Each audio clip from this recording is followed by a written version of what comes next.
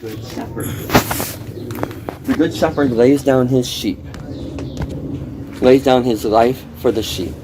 The hired hand is not the shepherd, and he does not own the sheep. So when he sees the wolf coming, he abandons the sheep and runs away.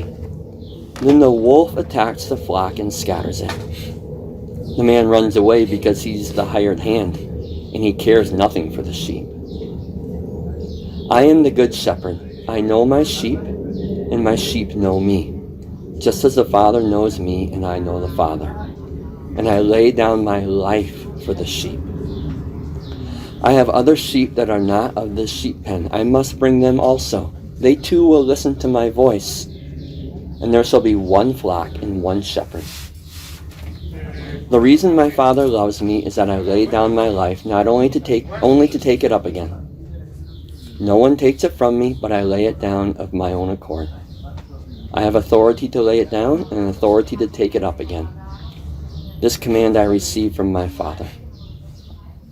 The Jews who heard these words were again divided. Many of them said, "He's demon-possessed and raving mad. Why listen to him?"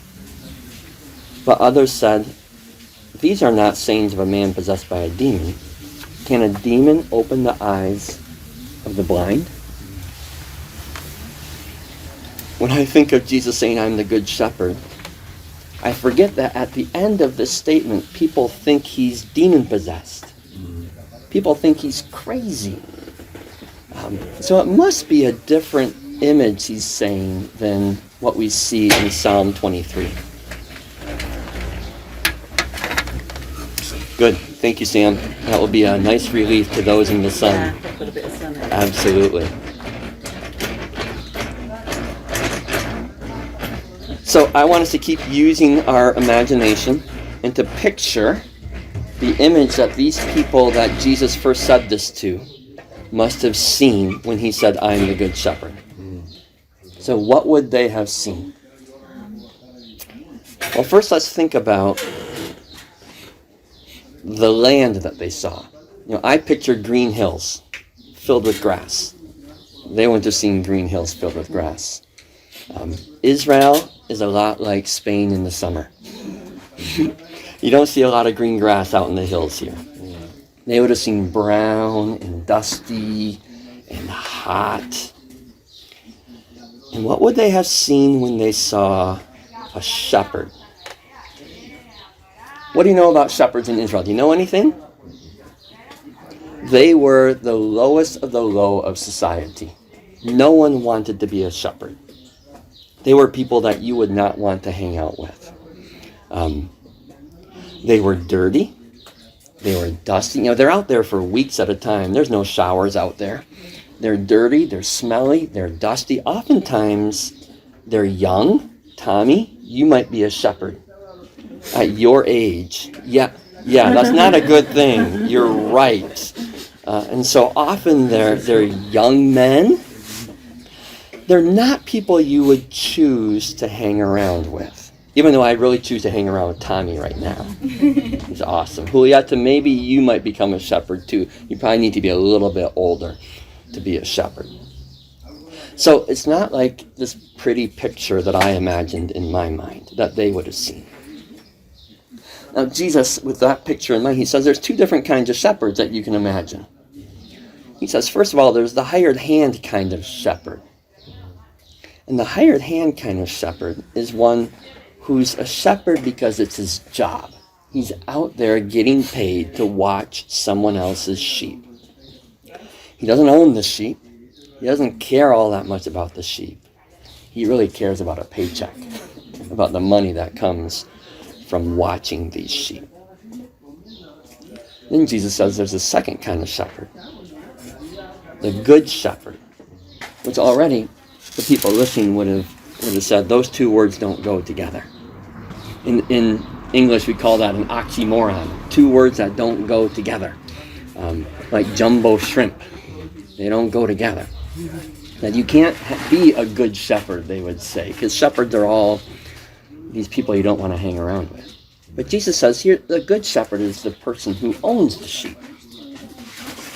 And if he owns the sheep, then he cares about the sheep a lot more than the hired hand. In fact, a lot of these good shepherds, the owners, actually knew their sheep, would have names for some of them, and would care about them and love them a lot more than the hired hand, because his own livelihood, his business depends on these sheep. So if you're out, the shepherd, watching your own sheep, you are what Jesus would call the good shepherd. You're going to do a better job at being a shepherd.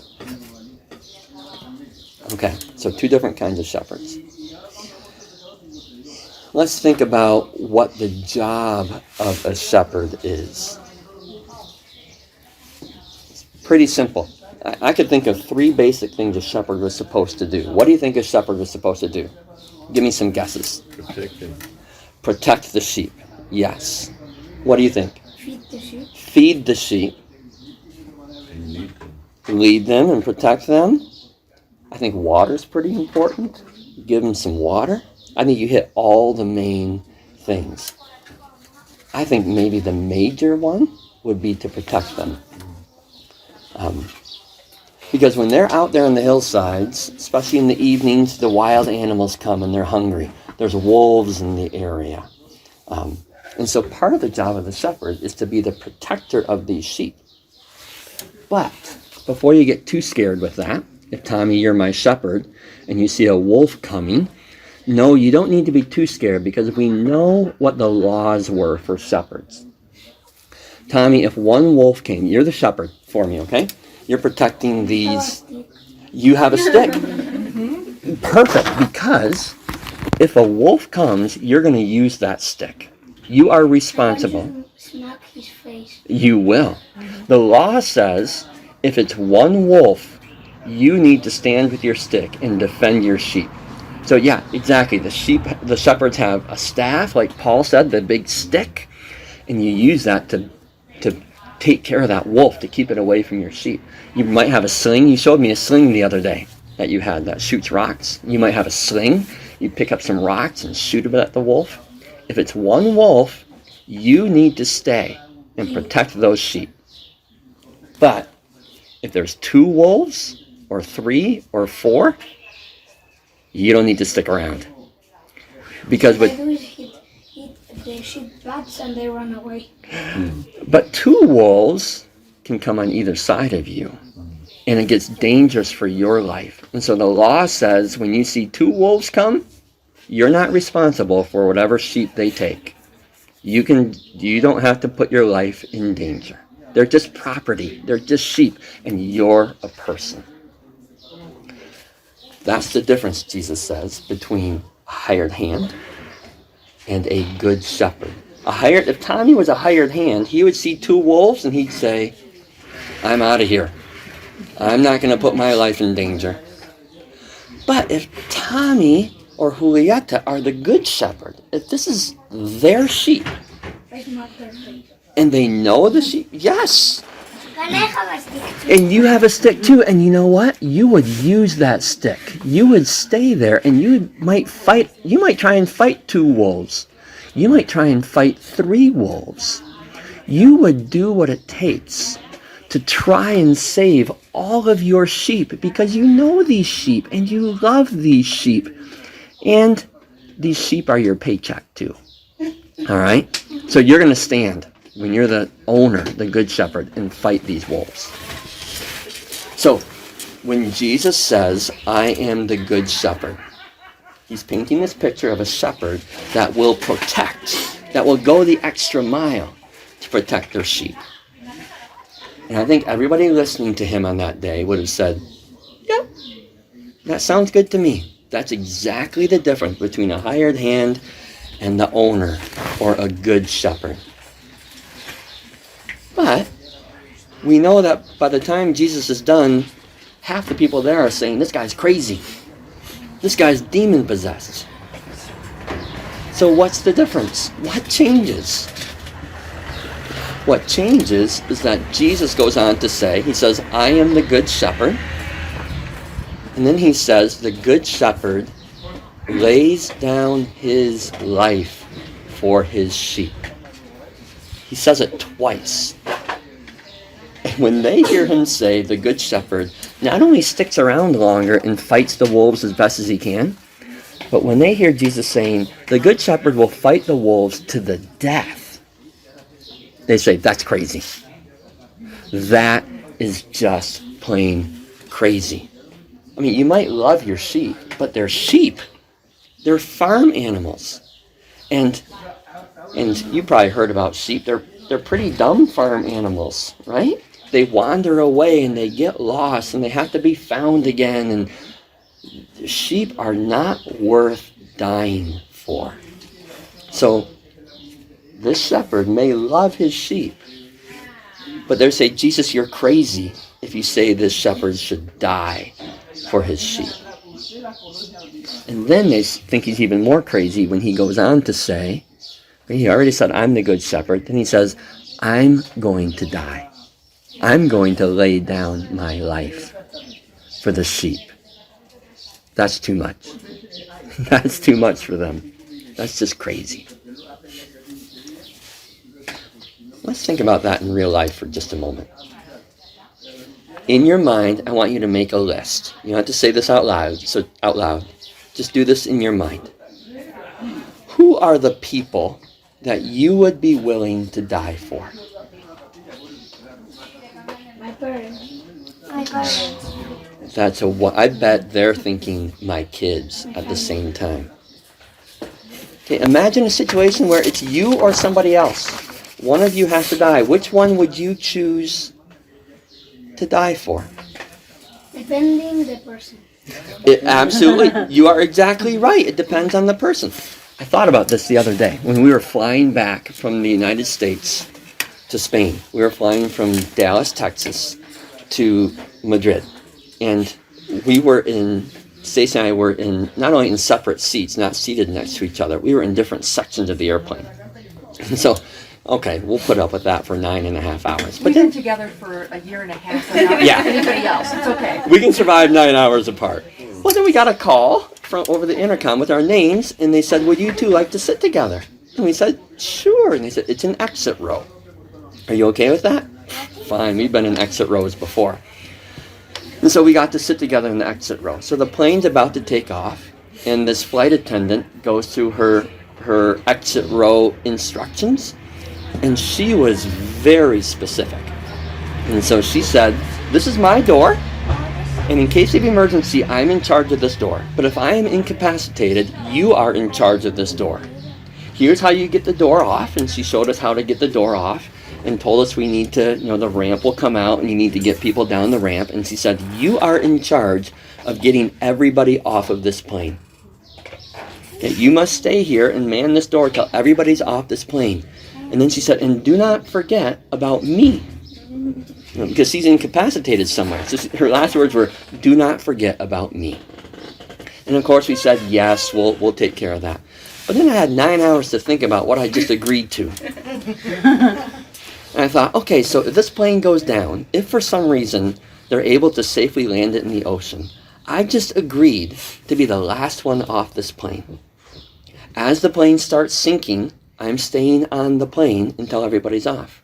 If the life raft gets full, I'm staying on the plane, and other people will get the life raft before me. And I looked around and thought, do I care about these people that much? I'll make sure Stacy gets in the life raft. But even the guy next to me, I don't know if I care. But I thought, who would I die for? Well, I just agreed I would do for all these people. And I would have. I said I would, and I would have. I hope. I think. Who would I choose to die for? My guess is your list, like mine, was pretty short. It would be the people, just like you said, Tommy, the people that I love dearly. And that's okay. It depends on the people. And the Apostle Paul says that's okay, right? In Romans 5, he says, very rarely will anyone die for a righteous person, though for a good person, somebody might possibly dare to die. So it's okay if your list was short. Would you die for a baby that you don't know? Would I die for somebody I don't know? A baby. A baby? That is a wonderfully good question. I would hope the answer would be yes. Yeah, because the baby didn't have almost nothing of blood. Right? I would hope I would die for a lot of people that I don't know. But I can't promise that. I wouldn't know till I got in this situation. But you know who does know? What Jesus is saying here when he says, I am the good shepherd, is he is really saying, I would die for you. When the enemy comes to attack you, when the wolves are at your door, I would die for you. That's his message when he says, I am the good shepherd. Yes, all the things of Psalm 23 are true. Yes, I am the good shepherd, that I will bless you, your cup will overflow, I'll lead you to green pastures, I'll restore your soul. All those things are true too. But in this instance, he's saying, I'm the good shepherd, and I will die for you. And remember who we are as sheep, right? As sheep, we really don't deserve to have somebody die for us. Isaiah 53 says, all we like sheep have gone astray. Each of us has turned to his own way. Right? Remember, sheep are kind of foolish. They wander away. They're property. They don't deserve to have a shepherd die for them. And yet, let me read for you the rest of that Romans 5 passage, right? Romans 5, where Paul said, rarely will anybody die for a righteous person, but maybe for a good person, someone might possibly dare to die. He goes on to say, but God demonstrates his own love for us in this, while we were still sinners. While we were still sinners. While we were still foolish sheep, Christ died for us. The shepherd stayed there and faced the wolves and died for us. Think about that. Jesus knows all of your mistakes, my mistakes. He knows our failures. He knows our sins. He knows you and me perfectly. And he's still willing to die for us. John 15, Jesus says, greater love has no one than this, but to lay down one's life for his friends. And then he immediately says, and you are my friends. You are my sheep. I am your shepherd. So now what image comes to mind when you hear Jesus in this passage say, I am the good shepherd? We can hold on to the image of Psalm 23. Again, that picture's valid. That picture's great. It's beautiful and good. In John 10, when Jesus says, I am the good shepherd, we need to picture a shepherd with the staff that Paul mentioned, with the staff that Tommy and Julieta brought today. We need to picture the shepherd with the staff standing to face the wolves, daring to die for his sheep. And that's exactly what Jesus did for us when he died on the cross, right? He fought off our enemy. He stood strong to fight off sin and guilt and Satan himself. And then the shepherd didn't leave us abandoned. That's the danger of a shepherd dying for his sheep, right? Then there's nobody left to protect the sheep. Then the whole flock is in danger. Well, our good shepherd died for us, and then he didn't leave us abandoned. He rose from the dead to shepherd us again. He's still shepherding us. He's still, as Paul said, leading us and protecting us. He's still, as Tommy said, giving us the food we need, giving us the water we need, giving us what we need to live our lives and to live for eternity. So Jesus was our good shepherd, and he is our good shepherd. So as we wrap this thought up, I asked you earlier to make a list of who you'd be willing to die for. Again, my list was pretty short. My guess is yours is too. And that's just fine. When I asked that question, did you wonder at all, maybe you did when Tommy spoke up, did you wonder at all whose list you made it onto? Whose list am I on? Who would die for me? It'd be interesting to know, but probably an awkward question to ask. So let's just stick to the list that we know. Because I can guarantee you that you show up on Jesus' list of people he would die for. You're someone he would die for. You're someone he did die for. And there's no greater love than that. So never forget that Jesus loves you that much. As his listeners showed, it's a crazy kind of love. They thought he was crazy. Maybe that's because it's a crazy love that Jesus has for you and for me.